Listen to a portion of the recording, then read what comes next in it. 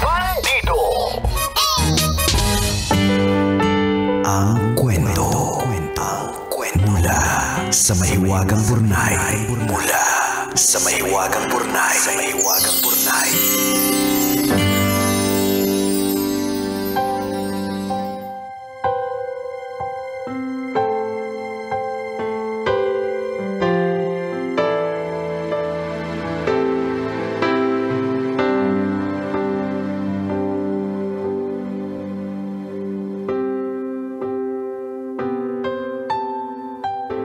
Kumikinang na tambalan. Itago niyo na lang po ako sa pangalang Sol, isang sekretarya sa isang pabrika dito sa Valenzuela. Sumulat ako kasi may nakakahiya akong ginawa sa trabaho noong nakaraang Biyernes lang. Hiyang-hiya talaga ako, na parang ayaw ko na lang pumasok sa Lunes, na parang gusto ko na lang talagang mag-resign. Hindi ko nga alam talaga kung paano ko itatawid ang Lunes kaya napasulat ako sa inyo. Bigyan niyo naman po ako ng lakas ng loob at ng payo.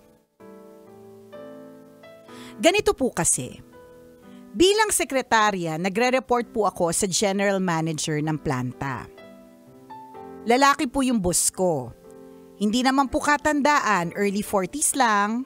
Thank you. Kasi minsan sasabihin, matanda na siya. Minsan tinatanong ko yung mga tao, ilang taon na yung ganito? Sasabihin nila, matanda na siya, mga 40. So ko sampalin. Bata pang 40.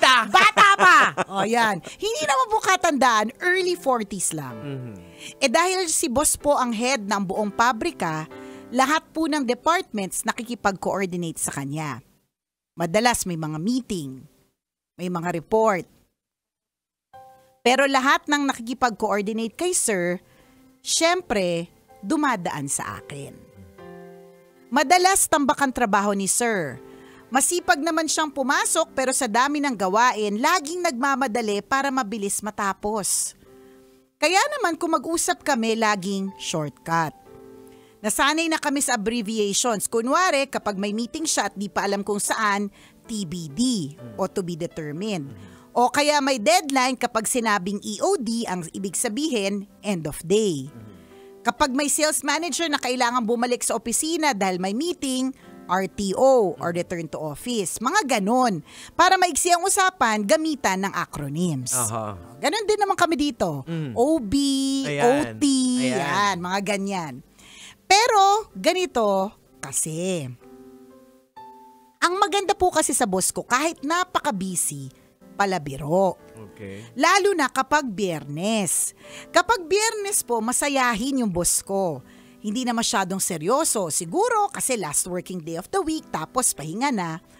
Pagpasok niya nung Friday, pasipol-sipol siya. Nung nakita ko, ngumiti, sabay kindat. Pag upo niya sa desk niya, kumuha agad siya ng isang folder. Binuksan. Binasa. Itinaas ang folder at habang nakatingin sa akin, sumigaw ng FF. Ako naman si tanga. Tinaas ko yung dalawang kamay ko at sumigaw ng hooray. FF, hooray! Akala niya magaling yata ito, hindi magpapatalo. Ngumiti siya at kinawayan ako. Inabot sa akin yung folder at habang nagpipigil ng tawa, tinanong kung nasabi ba daw ng department manager na nagpadala ng folder kung draft pa lang yon or FF na. Meaning, final format. Okay. Naging rosy cheeks ako bigla sa hiya. FF, hooray! Gusto ko na lang pong magpakain sa floor ng office namin na makintab o kaya mag-evaporate. Basta gusto ko na lang pong mawala. Ayoko na pong mag-Lunes, Nicole and Diego. Ano pong gagawin ko para makamove on sa nakakahiyang eksenang ito? Salamat po sa inyong payo, ang inyong kumikinang na tagapakinig, Sol. Well, actually, Sol, hindi naman Hindi big yan, deal oo, hindi yan big deal, Sol, para hindi ka pumasok. Correct. Sana pumasok ka today kasi syempre anong oras na alauna pasado na. Oo. Sana hindi ka nagmumukmok sa kahihiyan. Correct. Kasi sa totoo lang, to begin with, kung halimbawa, una sa lahat, kung pabiru si boss, kung palabiro na siya pag Friday and it's a Friday, edi pwede rin namang nagbibiru ka din, Correct. di ba? Oo. And siguro, kaya mo naman nasabi yan at naikwento sa amin na lighthearted na si boss pag Friday. Siguro kasi para lang i-explain na kaya ka gano'n na nag-react. Pag sinabi niya, pakasabi niya ng FF, Hooray. sagot mo ay hooray. Hindi ito para gets namin yung gusto mo mag-evaporate. Gets namin yung parang sobrang tindi ng kahihiyan mo to the maximum level. Pero hindi ito para ika-resign mo. Correct. Utang na loob. Promise. Actually, ako, nakikita ko dito parang good vibes to eh. Kaya nga eh. Nakakatawa siya. Siguro it's a matter lang parang, ikaw lang parang nahihiya ka lang kasi medyo Hindi ka, mali yung reaction mo. Correct. Wow, mali yung reaction mo at hindi mo alam yung ibig sabihin ng final format. Pero ako nga, hindi ko nga alam yung FF. Akala ko follow up eh. Yun lang yung, ewan ko kung... For follow up. Oo, for follow up. Yan, di ba? Follow up pa more. O kaya following, di ba? Hindi ko alam na FF is for final format. So, di ba, not everybody knows all the acronyms and all the abbreviations. Kasi, sa totoo lang, nagbago na din ang mga ang mga abbreviations as time goes by. Well, ganito na lang, for the sake of discussion. Halimbawa, Nicole Yala, ikaw yung secretary, ikaw si Sol. Ano yung mga pwedeng pang-adliban mo na nagkamali ka, na bigla ka nag-hooray? Ay, wala, sasabihin ko lang talaga, sorry po boss, akala ko talaga sabi mo, hef, hooray. Sumagot lang po ako. O di naman kaya baka itong si Sol ay ano tawag doon, taga Pampanga ba? Yung wala silang H? Oh, so FF. Oh, walang H, di ba? Valenzuela si Sol nagtatrabaho. Pero baka taga Pampanga. Taga Pampanga. So hindi niya naririnig yung H. Di ba may ganun talaga? Oh, yun yung pwedeng adliban doon. Boss, pasensya ka na ha. Kasi taga Norte ako. Tas ganun talaga, wala kaming H. Kaya ang pagkakaintindi ko, FF, hooray. Kasi sumagot ako, sir, ng hooray. Ganun na lang. Saka nakangiti ka kasi kumikindat ka pa eh. Oo, correct. Oo, diba? Nakangiti ka, kumikindat ko. Malay ko naman. Ako, I was expecting na parang baka naka-offend siya sa correct, trabaho. Yung ganun. Wala naman. Wala. Ganun talaga. We make mistakes at work. Ganun lang din talaga kasimple yun. May mga bagay po talagang, hindi po tayo perfecto. We are not perfect employees. Maski nga, ito nga mga example namin sa mga batong empleyado namin, yung mga batang DJs. Na kapag ka ang OG, kapag ka yung mga antagal na sa industriya, kami ni Diego, ay nagkamali sa ere, it's just an example that people really truly make mistakes. Lalong-lalo na yung mas bata. Lalong-lalo na may yung posibilidad na magkamali. Nandyan talaga. Let's lighten things up. Diba? I mean, lalo na itong ito ha. I mean, kung ang pagkakamali ay may na-involve na, kunyari, expat o kaya naging dahilan kung bakit ang sales ay bumagsak for the day, yan siguro yung ayoko na talagang pumasok. Diba? Ang tindi talaga ng kahiyan. Ayan, pero kung FF hooray lang din naman. Masaya naman siya. Ang tingin ko dito, mas nakadagdag ka pa ng good vibes kaya sa boss mo. Kaya parang sa napigilan niya na totoo. gusto niyang tumawa. Ano lang siguro dito, it's a matter of yung ego mo lang, yung medyo nasagasaan. Ay, napahiya ako. Correct. Parang ganun lang. Totoo. Pero eventually, hindi ka naman nakapanggulo sa deal or what. Nag-hooray ka lang. Ito lang nga may mga ibang taong ang dami na po nilang mga offenses sa kanilang opisina. Hindi naman sila tinatanggal at tinaalis basta-basta, 'di ba? So wag ka mag-volunteer.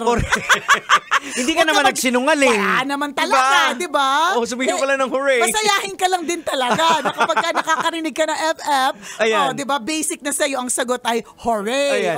Actually, pwede din yung pagkwentuhan to ni boss mo na parang pagtawanan na lang. Pang-joke? Alam mo, boss, yung nangyari sa atin na kaya talaga. panlinig ko talaga, sabi mo hep-hep.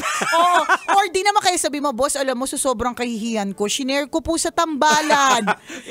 Tapos parinig mo tong episode na to. Ganun lang yun.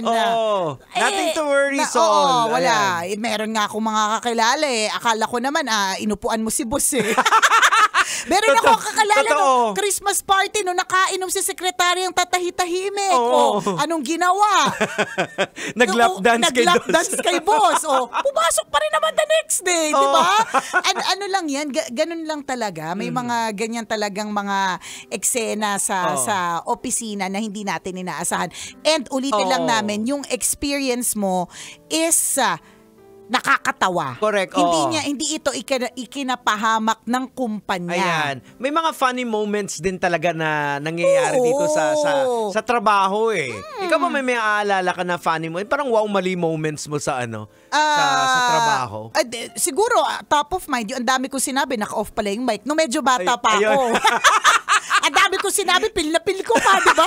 Yung pala, naririnig lang ng tao, background music, kasi naka-off yung mic. Ayan. So, nangyayari talaga yung mga ganyan. Di ba? Pero, nag-voluntary exit ba ako? Hindi, di ba? Maraming mga, yung mga nakakapahiya na matindi na ako na-experience ko din mismo na talagang mabibigat na sa totoo lang ayoko nang pumasok. Talaga. Pero still, dahil alam ko naman sa sarili ko na una, walang taong perpekto, wala akong ginawang kasalanan, at higit sa lahat, chismis lang ang lahat, di ba? So, hindi para mag-voluntary exit ako. Ganon. Ang issue kasi dyan is sa sarili mo eh. Correct. Ikaw yun talaga eh. Walang problema sa paligid. Ikaw ang may problema Kung halimbawa man yung mga, kunyari, yung mga nasa paligid mo, natawa sa sinabi mo, meron din silang ibang mga, pwede na lang pagtawanan niya siguro max na 1 week. O kaya pag team building, mabibring up. Ayan. O di naman kaya pag Christmas party, mabibring up kasi may larong FF Hooray, diba? Maglaro tayo ng FF Hooray.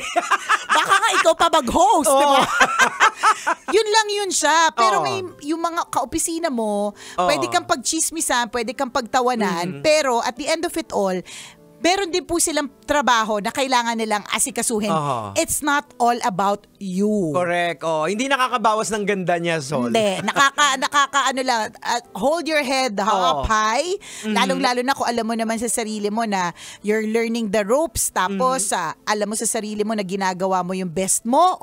Kalmahan mo lang. Malay mo, nakatulong ka pa sa mga katrabaho mo. Biglang, halimbawa, medyo stress, ang daming deadline. Biglang naalala ka, FF, alright, di ba? Di ba, bilang na lang ngingiti, tatawa. Correct. Totoo, pwede pa siyang maging tawag doon, icebreaker. At pwede mo maging brand siya to lift up yung mga, halimbawa, may kita mo nakakunot na. Sabi mo, hooray! FF, hooray! Magiging inside joke na siya sa office. Correct. Pwede, sa madaling salita in life, pwede nating tingnan on a positive point of view.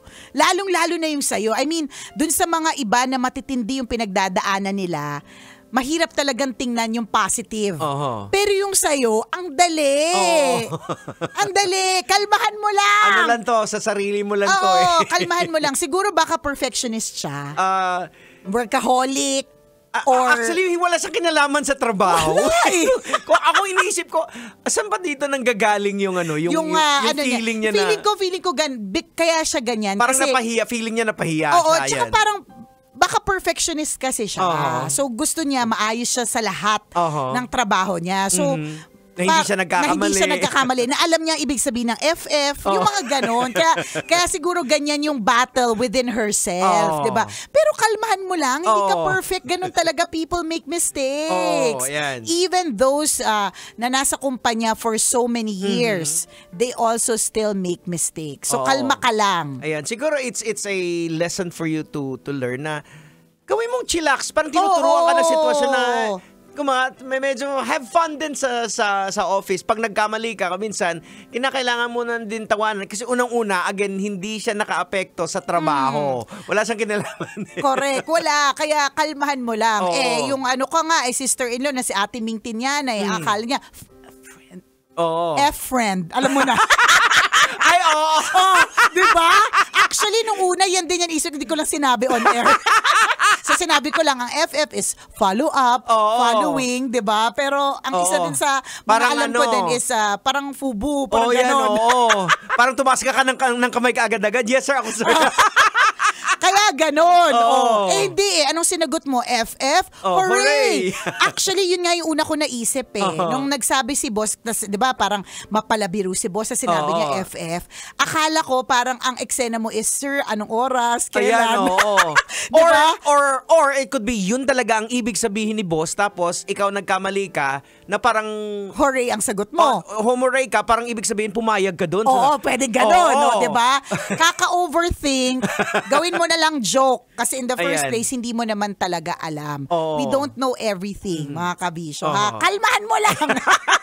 Relax lang, Sol. Relax ka lang nga, Sol. At tulad ng i-shoutout lang natin relax ngayon ang mga kabisyo natin dyan sa Rich Prime Global dyan sa Quezon City. Ayan. Malakas ang kanilang radyo. Ayan. Salamat. Shoutout kay Marvin, kay TJ, kay Jobert, and kay Dennis.